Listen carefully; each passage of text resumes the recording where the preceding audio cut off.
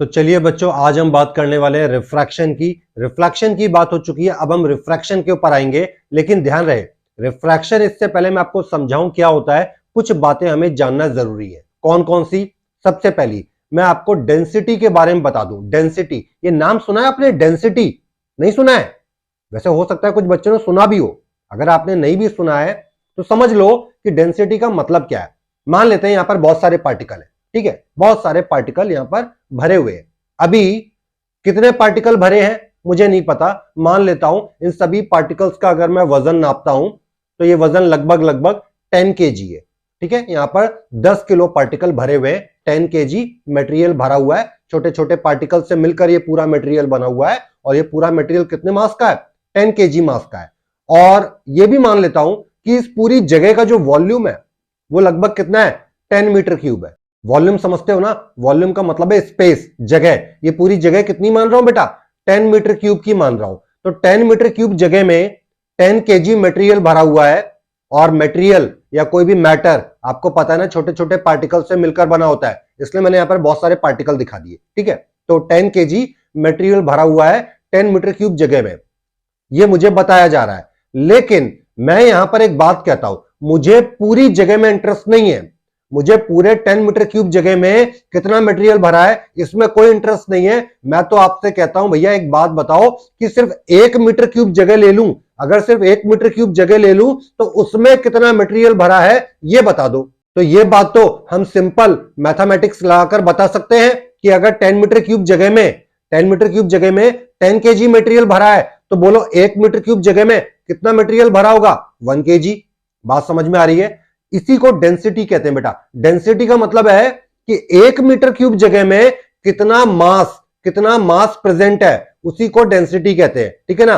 तो अगर आपसे कोई पूछे कि इस वक्त आपके मटेरियल की डेंसिटी क्या है तो आप 10 नहीं बताएंगे।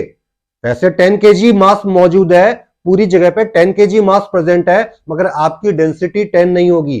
ठीक है, क्योंकि डेंसिटी होता मास ही है। डेंसिटी का मतलब मास ही होता है, मगर सब जगह के मास को डेंसिटी नहीं कहते। सिर्फ 1 मीटर क्यूब जगह में जितना मास आ रहा होगा उसको डेंसिटी बुलाएंगे। तो बोलो यहां पर डेंसिटी कितनी हो गई बेटा? केवल 1, क्योंकि 1 मीटर क्यूब जगह में 1 केजी मटेरियल ही प्रेजेंट है। अब इसकी जगह पे ध्यान से समझना, मैं आपको डेंसिटी का मतलब बिल्कुल क्लेरिफाई कर दूंगा।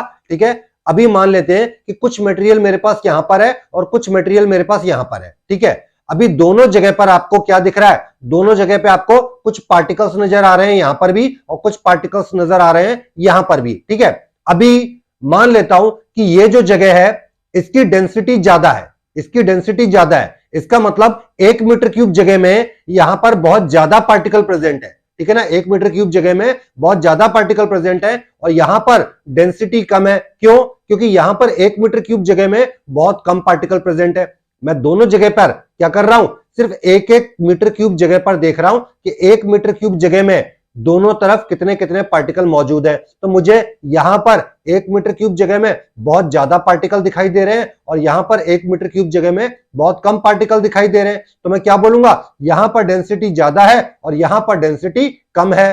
तो डेंसिटी का मतलब बेटा एक्चुअली क्या हुआ? 1 मीटर क्यूब जगह में जितना भी मास प्रेजेंट होता है उसी को डेंसिटी बुलाते हैं। और डेंसिटी का जो फॉर्मूला होता है वो मास अपॉन वॉल्यूम होता है, मास अपॉन वॉल्यूम। ठीक है, ये फॉर्मूला आपको यही बताएगा कि 1 मीटर क्यूब जगह में कितना मास प्रेजेंट है। ठीक है, तो ये हो गया डेंसिटी का मतलब। अब यहां पर एक बात नोटिस करना, जिस जगह की डेंसिटी ज्यादा है, जिस जगह की डेंसिटी ज्यादा है वहां पर पार्टिकल बहुत पास पास होते हैं। अगर कभी भी कोई बोले कि किसी मटेरियल की डेंसिटी ज्यादा है तो यह बात पक्की है कि उसके पार्टिकल बहुत पास पास होंगे। और अगर किसी मटेरियल की डेंसिटी कम है बेटा तो उसके पार्टिकल दूर दूर होंगे। यह बात बिल्कुल क्लियर रखना, कम डेंसिटी वाले मटेरियल में पार्टिकल दूर दूर होते हैं और ज्यादा डेंसिटी वाले मटेरियल में पार्टिकल पास पास होते हैं। ठीक है, तो आई होप आपको डेंसिटी का मतलब क्लियर हो रहा होगा। अब मैं आपको यहां पर एक और बात बता दूं। देखिए, अभी मैं जो भी चीजें बता रहा हूं ये इसलिए बता रहा हूं ताकि जब मैं रिफ्रैक्शन समझाना शुरू करूं तो आपको कोई दिक्कत ना आए, क्योंकि उनमें मैं बार बार ये नाम इस्तेमाल करूंगा। तो एक नाम मैं डेंसिटी का यूज करूंगा बार बार, तो वो मैंने पहले ही बता दिया। डेंसिटी का मतलब क्या है? डेंसिटी मतलब किसी पार्टिकल, किसी मटेरियल की बात हो रही है, अगर उसकी डेंसिटी कम होगी तो उसमें पार्टिकल दूर दूर होंगे, अगर डेंसिटी ज्यादा होगी तो पार्टिकल पास पास होंगे। अब मैं बात करूंगा वेव की। वेव आपने कभी देखा है कि तालाब में अगर पत्थर फेंको तो उसमें कुछ लहरें उठती हैं, ठीक है ना, कुछ लहर जैसी उठ जाती है। कभी आपने समंदर की लहरें देखी हैं, उन्हें टाइड्स भी कहते हैं, टाइड्स, ठीक है ना। ये सब क्या है, ये लहर, जिसे आप लहरें बोल रहे हो या हिंदी में लहर कहते हो, ये लहर एक्चुअली है क्या, ये एक वेव है बेटा। वेव मतलब तरंग बोल दो, लहर बोल दो, वेव है एक तरीके की, ठीक है ना। वेव इस दुनिया में बेटा बहुत तरीके की होती है, जैसे मैं आपको दिखाऊं, ये भी एक वेव है, ठीक है ना। इस वेव का नाम है साइनूसॉइडल वेव। ये आप देख पा रहे होगे, ये ऊपर नीचे होते हुए जा रही है। इस वेव का नाम है साइनूसॉइडल वेव। प्यार से लोग इसे साइन वेव बुलाते हैं, SIN, साइन वेव, ठीक है ना। साइन इसका छोटा नाम है, पूरा नाम है इसका साइनूसॉइडल वेव। वेव बेटा और भी तरीके की होती है, मैं आपको दिखाऊं। ये देखिए, ये जो आपको वेव दिखाई दे रही है, ये वेव कैसी है, ये रेक्टेंगुलर वेव है, रेक्टेंगुलर वेव। ये भी वेव आपको ऊपर नीचे जाते हुए दिख रही होगी, मगर इस वेव में रेक्टेंगल जैसे डायग्राम बने हुए हैं। ऊपर भी रेक्टेंगल बने हैं, नीचे भी बने हैं, फिर ऊपर बने हैं, फिर नीचे बने हैं, रेक्टेंगुलर वेव है। और भी मैं आपको दिखा सकता हूं, ये देखिए, यह है ट्राइंगुलर वेव, ठीक है ना। इसमें ट्राइंगल जैसे आपको स्ट्रक्चर दिखाई दे रहे होंगे। तो ये सब क्या है, ये सब वेव है बेटा। वेव बहुत तरीके की होती हैं। वेव मतलब आप समझ गए होंगे, मैं लहरों की बात कर रहा हूं, कुछ तरंगों की बात कर रहा हूं, उन्हें हम वेव के नाम से बुलाते हैं। और वेव कई तरीके की होती हैं। इसी तरीके से बेटा लाइट भी एक वेव है, लाइट भी एक वेव है, ठीक है ना। जिस लाइट एनर्जी को हम पढ़ रहे हैं वो लाइट भी एक क्या है, एक तरीके की वेव है। वैसे तो आप लाइट को देख नहीं सकते, मगर अगर मैं लाइट को देख पाता तो लाइट का वेव स्ट्रक्चर देखने में कैसा होता, लाइट का वेव स्ट्रक्चर बेटा देखने में साइनूसॉइडल वेव जैसा होता। लाइट आपकी साइन वेव की तरह दिखाई देती है। अच्छा, मैंने आपको बताया था कि लाइट जो है वो छोटे छोटे पार्टिकल से मिलकर बनी है, जिन्हें हम फोटोन नाम से बुलाते हैं, ठीक है। तो सही बात है। और आप ये भी कहते हो कि लाइट हमेशा सीधे चलती है, तो फोटोन सीधे नहीं जाते। एक्चुअली क्या हो रहा है, फोटोन कुछ इस तरीके से ऊपर नीचे होते हुए जा रहे हैं, साइन वेव की तरह जा रहे हैं। क्योंकि रियलिटी में लाइट एक साइन वेव है, मगर ओवरऑल तो वो आगे ही जा रहे हैं ना, इसलिए आप बोल देते हो कि लाइट सीधे जा रही है, लाइट स्ट्रेट पाथ में जा रही है, मगर एक्चुअली वो ऐसे ऊपर नीचे होते हुए जा रही है, यानी कि वेव फॉर्म में जा रही है। और लाइट का वेव देखने में कैसा होता है, बोलो, साइन वेव की तरह होता है। लाइट एक साइनूसॉइडल वेव की तरह दिखाई देती है। बल्कि बच्चों, मैं आपको बताऊं, इस दुनिया में जितनी भी वेव एयर से ट्रेवल कर सकती हैं, हवा से पास हो सकती हैं, वो सब की सब देखने में साइन वेव जैसी ही होती है। मेरी आवाज आप सुन पा रहे हो, अगर मैं अपनी आवाज को भी किसी इंस्ट्रूमेंट में रिकॉर्ड करके उसके वेव को देखूं तो मेरी साउंड वेव भी देखने में ऐसी ही होगी, साइन वेव की तरह होगी। मोबाइल से निकलने वाले इलेक्ट्रोमैग्नेटिक सिग्नल, मोबाइल जो हम यूज करते हैं उससे जो इलेक्ट्रोमैग्नेटिक सिग्नल निकलते हैं, इलेक्ट्रोमैग्नेटिक वेव निकलती है, वो भी देखने में बेटा साइन वेव की तरह होती है, ठीक है ना। ये ध्यान रहे, एटमॉस्फेयर से जो भी सिग्नल, जो भी वेव ट्रांसफर होते हैं, ट्रांसमिट होते हैं, एक जगह से दूसरी जगह जाते हैं, वो सब देखने में कैसे होंगे, साइन वेव की तरह होंगे। हम असल में वेव से घिरे हुए हैं, हमारे चारों तरफ बहुत सारी वेव हैं, साउंड के रूप में, लाइट के रूप में, मोबाइल से निकलने वाले तमाम इलेक्ट्रोमैग्नेटिक वेव, EM वेव हमारे आसपास घूम रही है। आप उन्हें देख नहीं सकते, आप उन्हें देख नहीं पाएंगे, लेकिन अगर हम उन्हें देख पाते होते, सबकी सब देखने में कैसी होती है, साइनूसॉइडल वेव की तरह होती है बेटा, ठीक है ना। ये बात ध्यान रखिएगा। तो आई होप आपको साइन वेव कैसी होती है देखने में ये बात समझ में आ रही होगी। तो लाइट वेव भी साइन वेव की तरह ही होती है। अब मैं आपको वेव से जुड़ी कुछ खास बातें बेटा बताना चाहता हूं, ये बहुत इंपॉर्टेंट है। इससे पहले आप रिफ्रैक्शन में घुस जाओ, थोड़ा सा साइन वेव को स्टडी करना जरूरी है, क्योंकि रियलिटी में आप पास तो लाइट ही करने वाले हो ना, पूरा काम तो लाइट पर ही टिका है। रिफ्लेक्शन पढ़ा तो लाइट की बात करी, और अब रिफ्रैक्शन पढ़ रहे हैं तब भी लाइट की बात करेंगे। लाइट एक वेव है, तो अगर आप जानना चाहते हो कि लाइट के साथ क्या होने वाला है आगे चलकर, तो पहले आपको साइन वेव यानी कि लाइट वेव को समझना होगा उसके बारे में, ठीक है। तो देखिए, ये आपके सामने मैंने एक साइन वेव बना दी बेटा, ठीक है। अभी आप इस साइन वेव में एक बात बड़े गौर से नोटिस करिएगा कि आपको ऐसा नहीं लगता कि जो स्ट्रक्चर मैं हाईलाइट कर रहा हूं, यही स्ट्रक्चर बार बार रिपीट हो रहा है, यही स्ट्रक्चर बार बार रिपीट हो रहा है। तो साइन वेव में आपको एक कॉमन स्ट्रक्चर दिखाई देगा, एक कॉमन पार्ट दिखाई देगा, वही पार्ट, वही स्ट्रक्चर बार बार रिपीट होता रहता है, बार बार रिपीट होता रहता है, ठीक है ना।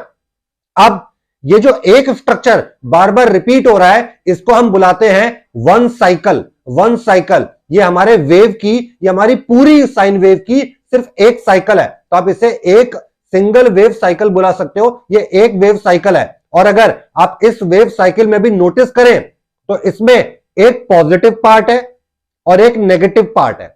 इस पूरी एक वेव साइकिल में भी दो हिस्से हैं, आधा पॉजिटिव साइकिल है, हाफ पॉजिटिव है, जो ऊपर की तरफ है उसे मैं पॉजिटिव बोल रहा हूं। तो आधी पॉजिटिव साइकिल है और आधी नेगेटिव साइकिल है। तो मैं ऐसा कह सकता हूं कि पूरी जो साइन वेव होती है उसमें कुछ स्ट्रक्चर बार बार रिपीट होते रहते हैं।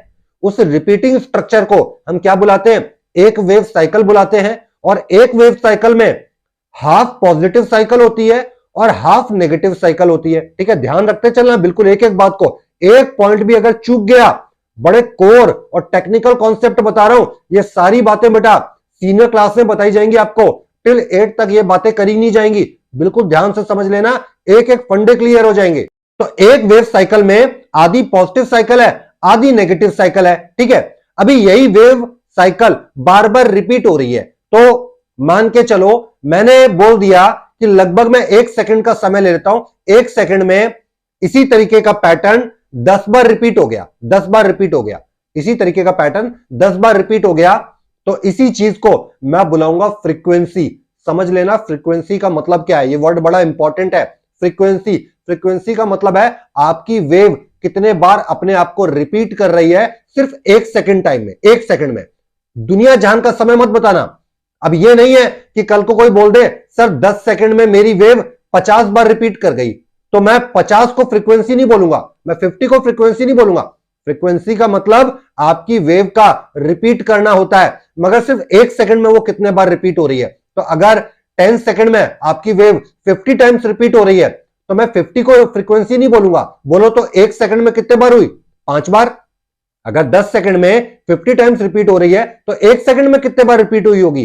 5 बार, 5 टाइम्स रिपीट हुई होगी, तो मैं 5 को फ्रीक्वेंसी बुलाऊंगा। ठीक है ना। एक बात और नोट कर लो, फ्रीक्वेंसी की बेटा ऐसा यूनिट होती है हर्ट्ज, HERTZ, हर्ट्ज, और capital H small z letter से इसको डिनोट करते हैं। हर्ट्ज फ्रीक्वेंसी की यूनिट होती है, हर्ट्ज। तो अगर 1 सेकंड में आपकी वेव 10 बार अपने आप को रिपीट कर ले, कौन सी चीज रिपीट होगी? रिपीट कौन सी चीज होगी? वही एक वेव साइकिल 10 बार रिपीट हो जाए 1 सेकंड में, तो आप क्या बोलोगे? आपके वेव की फ्रीक्वेंसी क्या है? 10 हर्ट्ज। कल को अगर आपकी वेव 20 टाइम्स रिपीट कर जाए तो आप क्या बोलोगे? आपके वेव की फ्रीक्वेंसी क्या है? 20 हर्ट्ज 1 सेकंड में। ध्यान रहे, तो फ्रीक्वेंसी क्या है? Frequency is the number of repetition of wave cycle in 1 second. 1 second में आपकी एक वेव साइकिल कितने बार रिपीट करती है, उसी को क्या बुलाते हैं बेटा? फ्रीक्वेंसी के नाम से बुलाते हैं।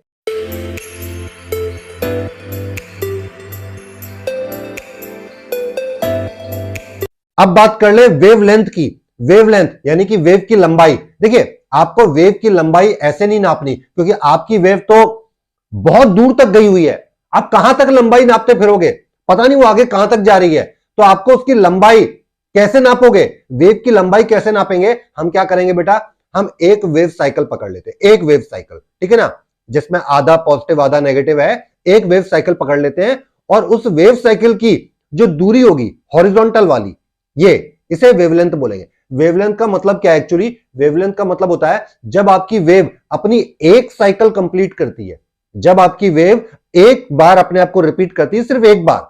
और एक बार रिपीटिशन में ध्यान रहे, एक रिपीटिशन में आधा पॉजिटिव और आधा नेगेटिव शामिल होता है। ठीक है, जब आपकी वेव अपने आप को सिर्फ एक बार रिपीट करती है, यानी एक वेव साइकिल ट्रेवल करती है, उस समय वो जितना दूरी कवर करेगी, जितना डिस्टेंस कवर करेगी, उसी को क्या बुलाते हैं बेटा? वेवलेंथ बुलाते हैं।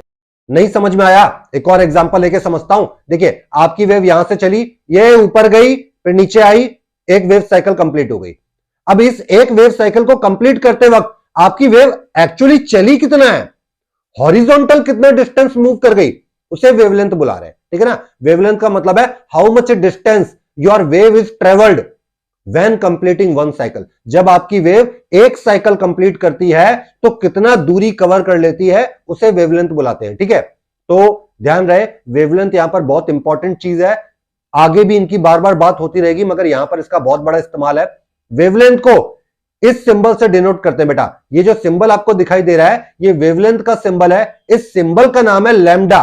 लैम्डा, ध्यान रहे, इस सिंबल का नाम लैम्डा है, मगर फिजिक्स में ये बता किसको रहा है, किसके बारे में इशारा कर रहा है, ये वेवलेंथ के बारे में इशारा कर रहा है। तो जब भी हमें वेवलेंथ बतानी होगी तो बार बार हम इंग्लिश में वेवलेंथ वर्ड लिखेंगे नहीं, हम उसकी जगह सिंबल बना देंगे, लैम्डा सिंबल, और इसका मतलब क्या समझेंगे कि वेवलेंथ की बात हो रही है। अच्छा, वेवलेंथ की भी कोई ना कोई ऐसा यूनिट होनी चाहिए, जैसे फ्रीक्वेंसी की कोई ऐसा यूनिट थी हर्ट्ज, वेवलेंथ की भी एक ऐसा यूनिट होनी चाहिए, क्योंकि वेवलेंथ एक तरीके की डिस्टेंस है बेटा, तो इसकी ऐसा यूनिट क्या होगी बोलो, मीटर। वेवलेंथ को मीटर में नापते हैं, तो ऐसा यूनिट वेवलेंथ की क्या होती है, मीटर होती है। अच्छा, आपके वेव की कोई ना कोई स्पीड भी होती है, या बोल दो वेलोसिटी, मतलब किस रफ्तार से आपकी वेव चल रही है, ठीक है ना। अब अगर जैसे मैं लाइट वेव की बात करूं तो लाइट वेव की स्पीड हमें पता है, लाइट कितने रफ्तार से चलती है, लाइट 3 × 10⁸ मीटर पर सेकंड के हिसाब से चलती है, मतलब एक सेकंड में लाइट कितना चल जाती है, 3 × 10⁸, 3 के आगे 8 बार 0 लगा दो, इतना मीटर लाइट एक सेकंड में चल जाती है। तो दुनिया में हर वेव की अलग अलग स्पीड होती है। जैसे साउंड वेव की बात करूं, मेरी आवाज निकल रही है, तो एयर में मेरे साउंड की जो स्पीड होगी वो 340 मीटर पर सेकंड होगी। हालांकि हो सकता है कुछ बुक में आपको 344 लिखा मिल जाए, ये डेटा चेंज होता रहता है, थोड़ा बहुत वेरी करता रहता है। आप अप्रोक्सीमेट मान लो एवरेज तौर पे 340 मीटर पर सेकंड साउंड की स्पीड एयर में। तो कोई भी वेव हो उसकी कोई ना कोई स्पीड या वेलोसिटी भी होती है। अभी वेलोसिटी को मैं स्मॉल v लेटर से डिनोट कर लेता हूं फिलहाल के लिए, ठीक है ना। अभी कंफ्यूज मत होना, लाइट चैप्टर में जब रे डायग्राम बनाते हैं तो v का मतलब इमेज डिस्टेंस होता है, लेकिन जब आप वेव को स्टडी कर रहे होते हो तो v का मतलब क्या होता है बेटा, स्पीड या वेलोसिटी होता है, ठीक है। तो आपके लाइट वेव की कोई ना कोई वेलोसिटी भी होगी। तो मैंने यहां पर 3 इंपॉर्टेंट बातें बता दी, कौन कौन सी, मैंने फ्रीक्वेंसी के बारे में बता दिया, मैंने वेवलेंथ के बारे में बता दिया, और मैंने वेलोसिटी के बारे में बता दिया। ये 3 इंपॉर्टेंट बातें एक वेव के बारे में आपको पता होनी चाहिए। वेव की लंबाई कितनी है, वेव एक सेकंड में रिपीट कितने बार हो रही है, मतलब उसकी फ्रीक्वेंसी की बात हो गई, और आपके वेव की वेलोसिटी क्या है। ये 3 बड़े इंपॉर्टेंट फैक्टर है, क्योंकि अभी जब हम रिफ्रैक्शन पढ़ेंगे ना बेटा, तो इन्हीं 3 चीजों के ऊपर सबसे ज्यादा बात करेंगे। अब इससे पहले मैं थोड़ा आगे बढ़ जाऊं, साइन वेव के जरा इस डायग्राम को ध्यान से देखिए। देखिए आपको यहां पर दिख रहा होगा एक वर्टिकल लाइन बनी हुई है, ठीक है, और एक हॉरिजॉन्टल लाइन बनी है। इसी हॉरिजॉन्टल लाइन पे मैंने अपनी वेव को ड्रॉ कर रखा है, ठीक है। अभी मैं आपको बता दूं ये हॉरिजॉन्टल लाइन क्या है। ये हॉरिजॉन्टल लाइन इस वक्त एंगल को रिप्रेजेंट कर रही है, एंगल को। देखिए अगर आप साइन की वैल्यू निकालना चाहते हैं, भाई हर वेव की कोई ना कोई वैल्यू होती है किसी ना किसी एंगल पे। जैसे मैं आपको बताऊं, ये लिखा है साइन एक्स। अब इसमें जो साइन लिखा है SIN, इसका मतलब क्या है, इसका मतलब है साइनसॉइडल, ऐसे ऊपर जाओ फिर नीचे आओ, ऊपर जाओ फिर नीचे जाओ, ठीक है। तो साइन का मतलब क्या हो गया, साइनसॉइडल। तो मुझे दिख रहा है मेरी वेव है, मेरे पास कौन सी वेव है, साइनसॉइडल वेव है, इसलिए साइन लिखा हुआ है SIN। मगर ये जो एक्स लिखा है ये क्या है, ये एक्स है बेटा एंगल। ये एक्स क्या है, ये एक्स का मतलब है एंगल। अभी आप ऐसा समझ लो कि जब भी आप यहां पर कोई एंगल की वैल्यू डालोगे तो साइन वेव आपको एक आंसर निकाल कर देगी। एग्जाम्पल के तौर पे थोड़ी देर के लिए आप ऐसा मान लो कि साइन एक्स एक मशीन है, इसके अंदर एक्स नाम का एंगल है। जब जब आप इसके अंदर कोई एंगल डालोगे ये मशीन रिजल्ट के रूप में एक आंसर निकाल कर देगी। हालांकि बता दूं साइन कोई मशीन नहीं है, ये एक वेव है। हर वेव एक आंसर देती है एक पर्टिकुलर एंगल पे। अगर मैं यहां एक्स की जगह 0 डिग्री लिख दूं तो साइन 0 डिग्री की वैल्यू 0 होती है। अच्छा यहां पर डायग्राम में अगर आप देखें ना तो ये जो वर्टिकल लाइन बनी है ये वैल्यू को इंडिकेट कर रही है। तो जरा आप देखिए 0 डिग्री एंगल पर ये हॉरिजॉन्टल लाइन एंगल को दिखा रही है, यहां पर एंगल इस वक्त 0 डिग्री है। 0 डिग्री एंगल पर आपको वर्टिकल लाइन पर क्या वैल्यू दिख रही है, 0 ही दिख रही है, ठीक है। अभी आप 30 डिग्री एंगल डालो, 30 डिग्री एंगल पर देखो ये वैल्यू लगभग कहां होगी, इस जगह पे होगी। यहां पे देखो वैल्यू कितनी है, साइन की वैल्यू 30 डिग्री एंगल पर बेटा 1/2 होती है, इस जगह पे वैल्यू होगी 1/2, ठीक है। और आप 60 डिग्री एंगल पर भी देख लो, 60 डिग्री एंगल पर देखोगे तो ये वैल्यू कितनी आएगी बेटा, मैं आपको बता दूं 60 डिग्री एंगल पर वैल्यू आती है √3/2। अभी आप ये सोच रहे होगे कि मुझे कैसे पता चल रहा है कि किस एंगल पर कितनी वैल्यू है। बेटा कुछ एंगल पर वैल्यू आपको आगे चलकर याद करवा दी जाएगी, ठीक है ना।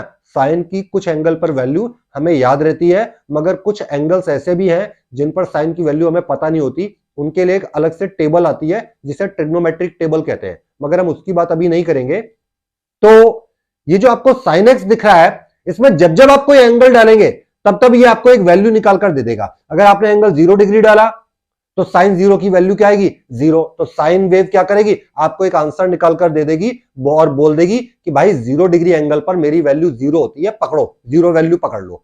अगर आपने कल को एंगल 30 डिग्री डाल दिया तो साइन 30 डिग्री पर आपको कौन सा आंसर निकाल कर दे देगा 1/2। कल को आपने 60 डिग्री डाल दिया, आपको एंगल निकाल कर दे देगा कितना √3/2। ऐसे आप जब जब उसमें वैल्यू डालोगे साइन आपको एक रिजल्ट देता है। तो आप जरा इस डायग्राम पे वापस आना और देखना 0 डिग्री एंगल पर साइन की वैल्यू 0 है।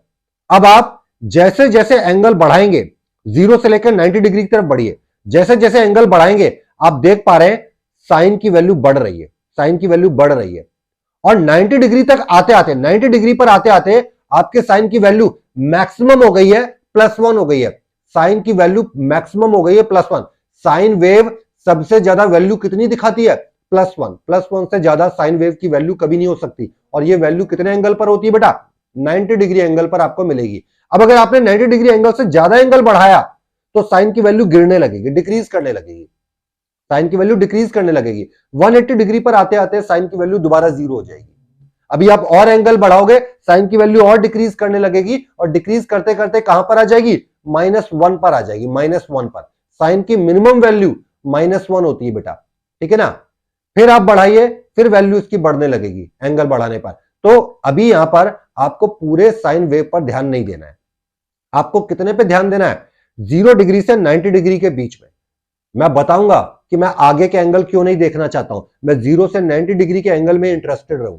अभी मैं आगे चलकर बताऊंगा, आपको पता चल जाएगा। मगर यहां पर एक चीज देखना, जैसे जैसे एंगल बढ़ाते हैं, कब, मैं कहां की बात कर रहा हूं, मैं 0 डिग्री से 90 डिग्री के बीच में देख रहा हूं।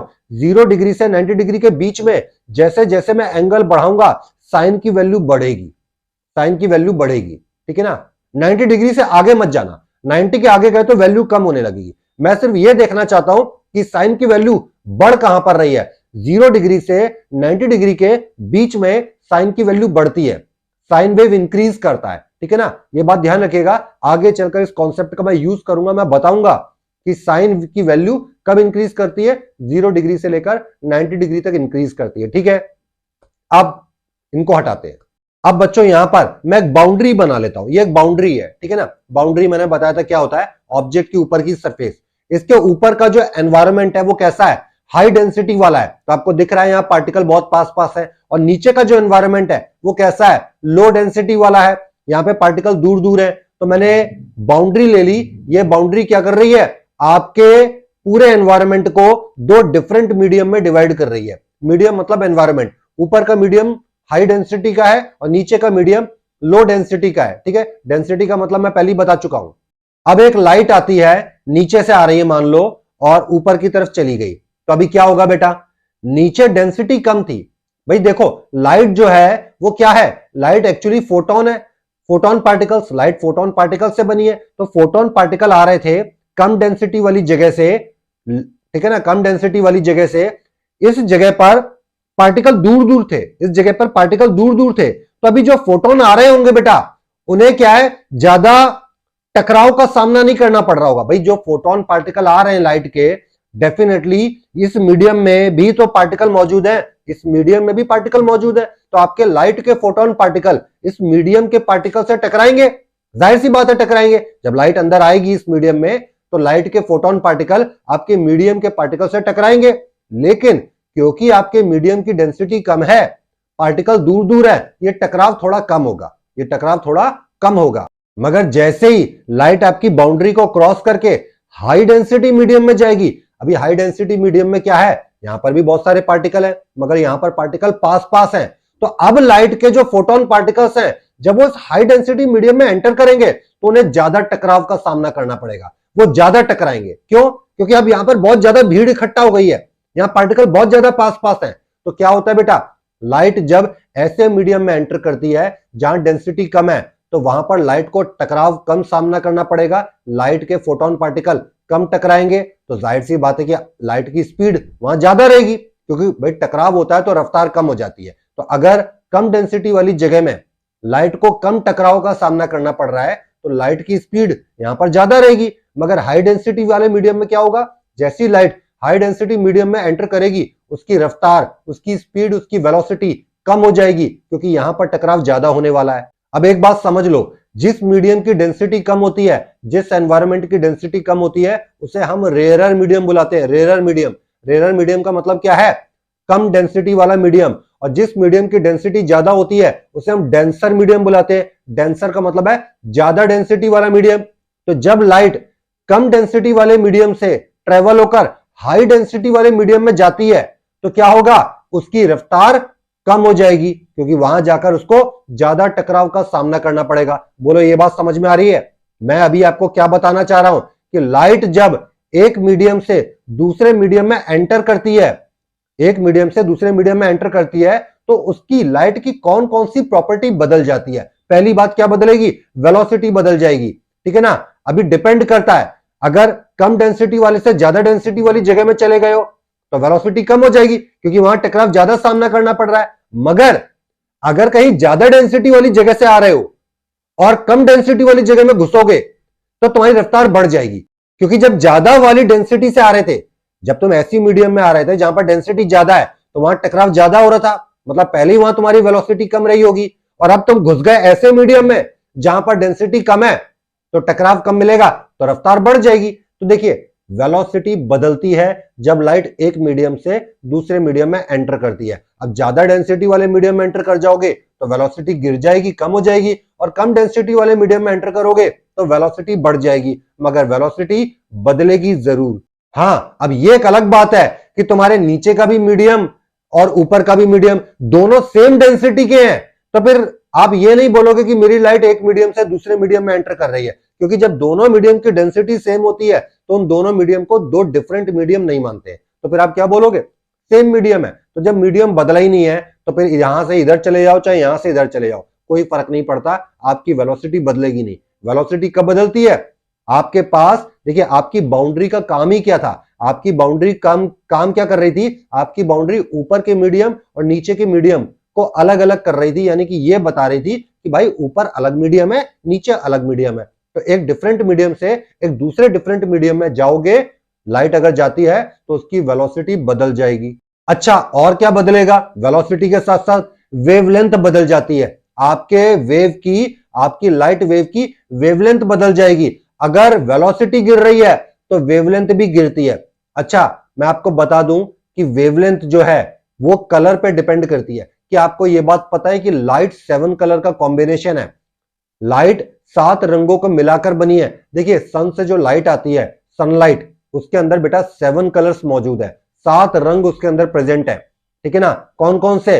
Violet, indigo, blue, green, yellow, orange, red. इसे आप विबग्योर पढ़ने के लिए विबग्योर नाम से भी समझ सकते हो। लाइट के अंदर आप भाई जो सन से लाइट आ रही है, सनलाइट, कई बार लोग उसे व्हाइट लाइट कहते हैं, सफेद रोशनी, लेकिन मैं बता दूं कि उस व्हाइट लाइट के अंदर एक्चुअली 7 कलर्स प्रेजेंट है, 7 रंगों की लाइट छुपी हुई है। उसमें वॉयलेट कलर की भी लाइट है, इंडिगो कलर की भी लाइट है, ठीक है ना, ऑरेंज, रेड, ग्रीन, पूरी 7 रंगों की लाइट उसके अंदर प्रेजेंट है। हालांकि ये सातों लाइट एक के ऊपर एक ओवरलैप्ड है, इसलिए आपको ये रंग अलग अलग दिखाई नहीं देते, और इन सातों रंग का कॉम्बिनेशन व्हाइट कलर का होता है, ठीक है। इसलिए आप क्या बोल देते हो कि सनलाइट आ रही है मतलब व्हाइट लाइट आ रही है। तो सनलाइट के अंदर 7 कलर की लाइट होती है और हर कलर की लाइट का अपना एक अलग वेवलेंथ होता है। वॉयलेट कलर की लाइट का वेवलेंथ अलग होगा, इंडिगो कलर की जो लाइट वेव होगी उसका वेवलेंथ अलग होगा, ब्लू वाले लाइट का वेवलेंथ अलग होगा।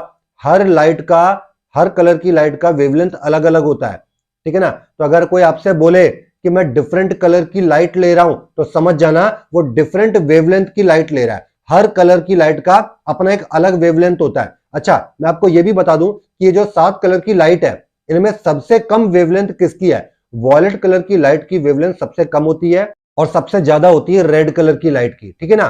तो अभी वॉयलेट कलर की लाइट का वेवलेंथ कम है, उससे ज्यादा इंडिगो की है, और ज्यादा आगे बढ़ते चले जाओ, सबसे ज्यादा कितने की मिलेगी? रेड कलर की वेवलेंथ सबसे ज्यादा होगी। तो ये जो विबग्योर नाम लिखा जाता है ये इंक्रीजिंग ऑर्डर में लिखा गया है, वेवलेंथ के बढ़ते क्रम में। सबसे कम वेवलेंथ किसकी है? वॉयलेट की है, और सबसे ज्यादा वेवलेंथ बेटा किसकी है? रेड कलर की लाइट की है, ठीक है। तो जब भी आप किसी पर्टिकुलर कलर की लाइट भेजते हो तो आप क्या बोलते हो कि मैं एक पर्टिकुलर वेवलेंथ की लाइट भेज रहा हूं। वेवलेंथ को कलर के हिसाब से समझ लो। तो जब आप लाइट को किसी एक मीडियम से, एक डिफरेंट मीडियम से दूसरे मीडियम में भेजोगे तो उसकी वेलोसिटी तो बदलेगी ही बदलेगी, उसकी वेवलेंथ में भी बदलाव आ जाएगा। ठीक है, उसकी वेवलेंथ जो है वो बदल जाएगी, चेंज हो जाएगी। अगर वेलोसिटी गिर रही है, अगर वेलोसिटी डिक्रीज कर रही है तो वेवलेंथ भी डिक्रीज करेगी। ठीक है ना, ये बात ध्यान रखना। और अगर वेलोसिटी बढ़ रही है तो वेवलेंथ भी बढ़ेगी। मतलब वेलोसिटी और वेवलेंथ लगभग डायरेक्टली प्रोपोर्शनल है। जैसा वेलोसिटी के साथ होगा वैसा ही वेवलेंथ के साथ होगा। अब मैं आपको एक फॉर्मूला बताने जा रहा हूं, इस फॉर्मूले को ध्यान से देखना। ये है फॉर्मूला। इस फॉर्मूले को क्या पढ़ रहा हूं, lambda is equal to v upon f. यहां लैम्डा का मतलब है वेवलेंथ, वी का मतलब है वेलोसिटी और एफ का मतलब है फ्रीक्वेंसी। किसी भी वेव की वेवलेंथ, वेलोसिटी और फ्रीक्वेंसी को आप इस फॉर्मूले से इंटरलेट कर सकते हो। इनमें से कोई भी दो चीजें अगर आपको पता है तो आप तीसरी निकाल सकते हो। अभी मैं इस फॉर्मूले को थोड़ा चेंज कर देता हूं, फ्रीक्वेंसी को उठाकर इधर भेज देता हूं, तो डिवाइड का डेटा जब दूसरी तरफ जाएगा इक्वल टू के तो मल्टीप्लाई में आ जाएगा। और फिर वेवलेंथ को उठाकर यहां भेज देता हूं तो फॉर्मूला क्या बन गया, f is equal to v upon lambda, frequency is equal to v upon lambda. मैं ये फॉर्मूला क्यों बता रहा हूं, देखिए मैंने आपको तीन चीजें पढ़ाई। मैंने आपको फ्रीक्वेंसी का मतलब बताया, मैंने आपको वेवलेंथ का मतलब बताया, मैंने आपको वेलोसिटी का मतलब बताया और मैंने आपको ये फॉर्मूला भी दिखा दिया जिस फॉर्मूले में तीनों चीजें जुड़ी हुई हैं। एक्चुअली क्या है बेटा, अभी जब आप रिफ्रैक्शन पढ़ोगे तो रिफ्रैक्शन में होता क्या है, रिफ्रैक्शन में लाइट जो है वो बाउंड्री को क्रॉस करके, रिफ्रैक्शन में जो है वो लाइट बाउंड्री को क्रॉस करके आर पार निकल जाती है और एक मीडियम से दूसरे मीडियम में एंटर कर जाती है। रिफ्रैक्शन में आपकी लाइट एक मीडियम से निकलकर दूसरे मीडियम में एंटर करेगी और जब ऐसा होगा तो उसकी कुछ चीजें चेंज हो जाएंगी। क्या क्या चेंज हो जाएगा, मैंने बताया तो वेलोसिटी बदल जाएगी, वेवलेंथ बदल जाएगी, इसलिए मैं इस फॉर्मूले की बात कर रहा हूं। मगर एक चीज ऐसी भी है जो नहीं बदलेगी। क्या नहीं बदलेगा, फ्रीक्वेंसी। मैं ये फॉर्मूला इसीलिए पढ़ा रहा हूं ताकि आपको यह बात समझ में आ जाए कि फ्रीक्वेंसी क्यों नहीं बदलेगी। देखिए इसका मतलब समझ लेना, अगर लाइट आपकी जब आ रही थी, लाइट जब आपकी किसी एक मीडियम से आ रही थी और वो एक सेकंड में अगर 10 बार रिपीट कर रही थी तो बाउंड्री को क्रॉस करने के बाद तब भी आपकी लाइट एक सेकंड में 10 बार ही रिपीट कर रही होगी। यानी कि जो फ्रीक्वेंसी उसकी पहले थी, रिफ्रैक्शन होने के बाद भी उसकी फ्रीक्वेंसी, रिफ्रैक्शन मतलब आगे हम पढ़ेंगे, रिफ्रैक्शन का मतलब है बाउंड्री को क्रॉस करके आर पार चले जाना, उसके बाद भी लाइट की फ्रीक्वेंसी वही रहती है, बदलती नहीं है। अब यहां पर बच्चे पूछेंगे सर क्यों नहीं बदल रही है, ये समझाओ। ठीक है, तो अभी ये जो फॉर्मूला लिखा है, देखिए मान लेते हैं कि आपकी लाइट एक मीडियम से दूसरे मीडियम में गई। कैसे मीडियम में गई, मान लेते हैं कि आपकी लाइट जो है वो एक डेंसर मीडियम में चली गई है, ठीक है ना, ज्यादा डेंसिटी वाले मीडियम में, तो वहां जाके उसकी वेलोसिटी कम हो गई होगी, पक्की बात है। ठीक है, और वेलोसिटी कम होती है तो वेवलेंथ भी कम होती है, ये भी बात पक्की है। मान लेते हैं उस मीडियम में जाकर आपके लाइट की वेलोसिटी आधी रह गई, हाफ हो गई, यानी कि पहले अगर उसकी वेलोसिटी v रही होगी तो अब दूसरे मीडियम में जाकर उसकी वेलोसिटी क्या हो गई, v/2 हो गई, आधी हो गई। तो जितना वेलोसिटी डिक्रीज हुई है वेवलेंथ भी उतनी डिक्रीज होगी। अगर लाइट पहले मीडियम में उसकी वेवलेंथ लैम्डा था, पहले लाइट की वेवलेंथ अगर लैम्डा था तो दूसरे मीडियम में जाकर लाइट की वेवलेंथ भी आधी हो गई होगी, λ/2। जितनी वेलोसिटी डिक्रीज करेगी उतना ही वेवलेंथ डिक्रीज करेगा। अब आप इसे फॉर्मूले में रखकर देख लो, तो v की जगह v/2 कर दिया, लैम्डा की जगह पर λ/2 कर दिया, ये 2 कट गया, फिर से क्या आ गया, v अपॉन लैम्डा, और v अपॉन लैम्डा मतलब तो वही है f। तो आपकी फ्रीक्वेंसी बदल ही नहीं रही है, जितना वेवलेंथ में चेंज हुआ उतना ही वेलोसिटी में भी चेंज हुआ है, दोनों में चेंज बराबर हुआ, वो आपस में चेंजेस कैंसल आउट हो गए, तो हुआ क्या रिजल्ट, फ्रीक्वेंसी वही की वही बनी है। तो आप ये बात समझ रहे होंगे कि लाइट जब एक मीडियम से निकलकर दूसरे मीडियम में जाएगी, वेलोसिटी बदलेगी, वेवलेंथ बदलेगी, मगर फ्रीक्वेंसी नहीं बदलेगी। ये तीन बातें बिल्कुल दिमाग में बैठा लेना। अब एक और इंपॉर्टेंट बात बताने जा रहा हूं, क्या, मान लो लाइट आपकी ऐसे आ रही है, ठीक है, समझना ये बाउंड्री है, लाइट आपकी ऐसे आ रही है, जब लाइट बाउंड्री को क्रॉस करेगी तो सीधे नहीं जाएगी, सीधे नहीं जाएगी। क्यों नहीं जाएगी, देखिए ये जो आपको लाइन दिख रही है ये लाइट का ओरिजिनल पाथ है। अगर दोनों तरफ का मीडियम सेम रहा होगा तो लाइट अपने ओरिजिनल पाथ को फॉलो करते हुए चली जाएगी, बिल्कुल सीधे आर पार निकल जाएगी, सीधे। लेकिन दोनों तरफ अगर मीडियम सेम नहीं है, अगर दोनों तरफ मीडियम सेम नहीं है तो क्या होगा, लाइट जब बाउंड्री को क्रॉस करेगी तो अपने ओरिजिनल पाथ को फॉलो नहीं करेगी, अपने ओरिजिनल पाथ से भटक जाएगी, या तो इधर चली जाएगी या मान लो इधर चली गई, लेकिन अपने ओरिजिनल पाथ को फॉलो नहीं करेगी, अपने ओरिजिनल पाथ को फॉलो नहीं करेगी। तो यह बात ध्यान रखना कि लाइट जब एक मीडियम को क्रॉस करके दूसरे मीडियम में जाती है तो वेलोसिटी बदलती है, वेवलेंथ भी बदलती है, और क्या बदलता है, लाइट का एंगल बदल जाता है। लाइट जिस एंगल से जा रही थी उसी एंगल पर आगे नहीं गई, उसका एंगल बदल गया, कहीं ऊपर चली गई कुछ अलग एंगल पे, या नीचे चली गई कुछ अलग एंगल पे, मगर उसका एंगल चेंज हो जाता है। लाइट के एंगल में भी बदलाव होता है। ठीक है, तो एक ओवरव्यू काउंट कर ले, क्या क्या पढ़ लिया बेटा। जब लाइट एक मीडियम से दूसरे मीडियम में एंटर करती है तो बोलो क्या क्या बदल जाता है, लाइट की वेलोसिटी चेंज होती है, लाइट की वेवलेंथ चेंज हो जाती है, लाइट के एंगल बदल जाते हैं। मगर अगर आपसे कोई पूछे कि वो कौन सी चीज है जो नहीं बदलती बेटा, तो क्या बताएंगे, फ्रीक्वेंसी नहीं बदलती है, फ्रीक्वेंसी नहीं बदलती है। बोलो बात क्लियर हो रही है। आई होप आपको ये बात समझ में आ गई होगी। तो अब शुरुआत करेंगे रिफ्रैक्शन चैप्टर की। सोचिए चैप्टर शुरू करने से पहले कितना बेस जरूरी था इस चैप्टर को समझने के लिए। कई बार बच्चे क्या करते हैं, डायरेक्टली मुंह उठा के चैप्टर पढ़ना चालू कर देते हैं कि रिफ्रैक्शन क्या होता है। चैप्टर कभी ऐसे नहीं पढ़े जाते। चैप्टर्स को आप अगर टेक्निकल लेवल पे कुछ प्रिपरेशन करना चाहते हैं या अपने आप को एनडीए नीट आईआईटी लेवल पे तैयार करना चाहते हैं तो आपको बहुत ही हाईली कोर कॉन्सेप्ट में एंटर करना होगा। और कॉन्सेप्ट का कोई लिमिटेशन नहीं होता है कि वो कहां से शुरू होगा कहां खत्म होगा। आप जितना बेसिक फाउंडेशन इकट्ठा करेंगे उतना ही डेटा आपको ज्यादा से ज्यादा ब्रेन में फीडअप होता जाएगा। तो चलिए बात करते हैं रिफ्रैक्शन की।